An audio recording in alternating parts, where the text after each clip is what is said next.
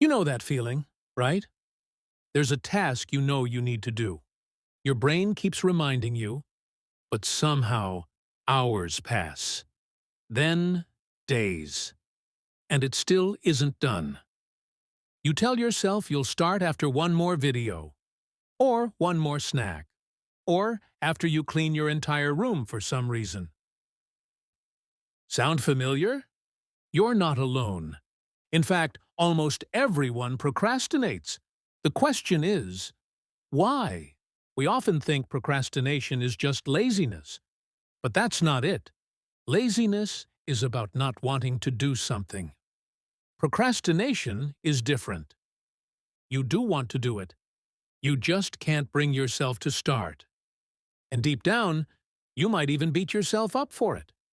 But here's the truth. Procrastination isn't a character flaw. It's a coping mechanism. Let me explain. Inside your brain, there's a bit of a turf war going on. On one side, we have the prefrontal cortex. That's the part of your brain that plans, sets goals, thinks ahead. On the other side, the limbic system. It's older, faster, and it's all about survival and comfort. So when you face a task that feels boring, hard, or overwhelming, the limbic system rings the alarm. This is stressful. Let's avoid it. And suddenly, scrolling through cat videos feels urgent. But there's more. Your brain is wired to chase pleasure. And dopamine is the chemical that rewards you for it. Every time you do something enjoyable, like eating, laughing, or checking social media, your brain gives you a little dopamine hit, a mini high. Hard tasks don't give you that, at least not right away. They delay gratification. So your brain says, why wrestle with that messy spreadsheet when we could scroll for memes and get a hit now? Ever heard of present bias? It's our natural tendency to prioritize now over later. Your brain cares a lot more about today's comfort than tomorrow's success. Here's the wild part. You might fully understand that delaying will hurt you in the future, but your brain still says, future me can deal with it. Today, me just wants to chill. It's irrational, but deeply human. Procrastination wears many disguises. Maybe you'll recognize yourself in one of them. There's the perfectionist. You don't want to start unless you can do it flawlessly, which means you never start. The dreamer. You love thinking big, but when it's time to take action, you're overwhelmed. The avoider. You're scared of failing, so you don't try. No risk equals no pain, right? And then there's the crisis maker. You wait until the very last minute, not because it's smart, but because you've convinced yourself that's when you work best. The cruel irony of procrastination, the thing we do to avoid discomfort, ends up causing even more of it. Stress builds, deadlines loom. You feel guilty, frustrated, maybe even ashamed. And that emotional weight? It just makes it harder to start the next time. You end up stuck in a cycle. Avoid, feel bad, avoid more, feel worse.